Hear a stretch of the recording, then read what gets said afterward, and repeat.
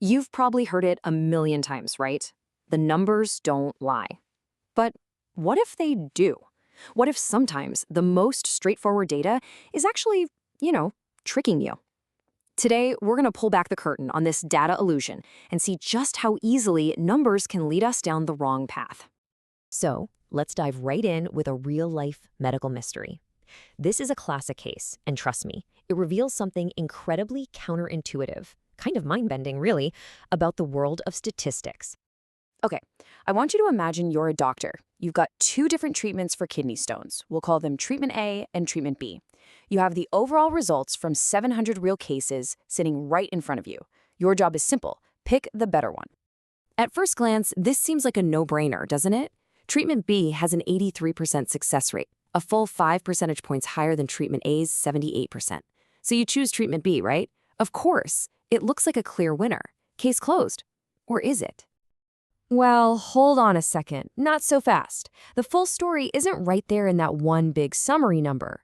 There's a hidden factor at play here, what statisticians call a lurking variable, and it's about to flip this entire conclusion right on its head. Yeah, that choice that seemed so crystal clear a moment ago, it's about to be completely reversed. Let's peel back one more layer of this onion and see what's really going on. And boom, here it is, the twist. When we split the data by the size of the kidney stones, something that seems absolutely impossible happens. Treatment A is better for small stones. And, wait for it, it's also better for large stones. So how on earth can it be worse overall? It just doesn't make any sense. What we've just witnessed is a classic, mind-bending statistical trap called Simpson's paradox. It's this absolutely bizarre situation where a trend you see in every single subgroup of your data suddenly flips on its head the moment you merge them all together. It's wild. So what was the secret? Well, it wasn't about the treatment, it was all about the patients. The doctors were actually being smart. They were giving the stronger, better treatment, treatment A, to the harder cases, the patients with large stones. And the easier cases, the small stones, often got treatment B. So treatment B's overall success rate looked amazing, but only because it was mostly being used on the easy win patients who were likely to get better anyway. Okay, so Simpson's paradox shows us the danger of combining data the wrong way. But what about an even spookier problem? What about the danger of the data you don't see at all? The data that's just completely missing from the picture? This leads to a whole different kind of data illusion, one that is, frankly, everywhere in our culture. We tell stories about the winners, the survivors, and we totally ignore everyone else who didn't make it. And this has a name. It's called survivorship bias. It's the huge mistake we make when we only look at the successful examples that survived some kind of process, while completely ignoring the failures, mostly because, well, they're invisible. I mean, think about the whole unicorn startup myth. It's the perfect example. We idolize founders like Bill Gates and Mark Zuckerberg, the dropouts who built empires. But that's just the tip of the iceberg. Below the surface are the thousands and thousands of others whose companies failed. Forbes reports that a staggering 90% of startups fail. When we only study the survivors, we get a totally warped picture of what it really takes to succeed. So let's just quickly compare these two traps. Simpson's paradox tricks you with the data you have by mixing it up in a sneaky way. Survivorship bias tricks you with the data you don't have by hiding all the failures. Two very different traps, but they both lead to dangerously wrong conclusions. You know, these illusions aren't just about who you study, but also when you study them. And in the world of finance, this leads to a trap with a pretty grim name: the dead cat bounce. The old Wall Street saying goes, even a dead cat will bounce if it's dropped from high enough. In the market, it's just a small, deceptive price recovery after a huge fall, and it tricks investors into thinking the worst is over.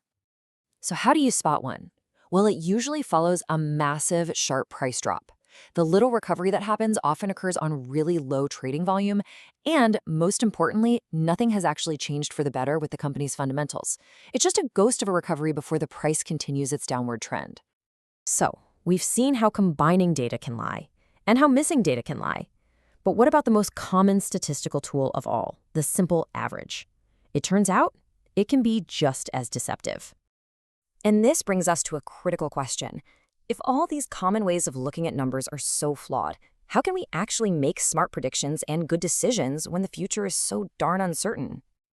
Let's look at a real example. A study tried to forecast product demand for a company. When they just used a simple average of past sales, their forecast was off by nearly 27%.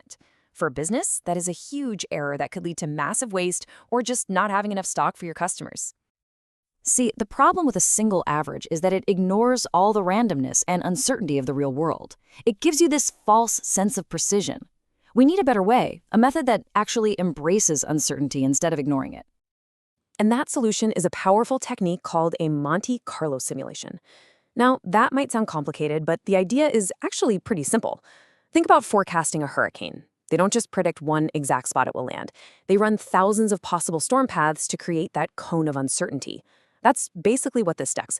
It maps out a whole range of possible futures. So how's it work? Well, in simple terms, you start by looking at the entire history of your data to understand its personality. Is it volatile? Is it seasonal? Then you build a model based on that. And here comes the magic. You run thousands of what-if scenarios through that model, creating this huge set of possible futures. Finally, you average all those possibilities together to get a much smarter, more robust forecast. And the results from that study, they really speak for themselves. The simple average was off by almost 27%. The Monte Carlo simulation, just 1.6%. By embracing uncertainty instead of ignoring it, the prediction became dramatically more accurate. That is the power of thinking in probabilities. So what's the key takeaway from all this? Well, here's a simple toolkit for thinking critically about data. When you see a single combined number, always ask, what different groups are being mashed together here? When you hear an amazing success story, ask, what are all the invisible failures I'm not seeing? And when you look at a simple average, just pause and ask yourself, what important uncertainty is this single number hiding? And that leaves us with a final thought. From news headlines to business reports, we are surrounded by numbers that seem simple and obvious, but now you know the secrets they might be hiding. The real question is, which obvious number in your life deserves a second look?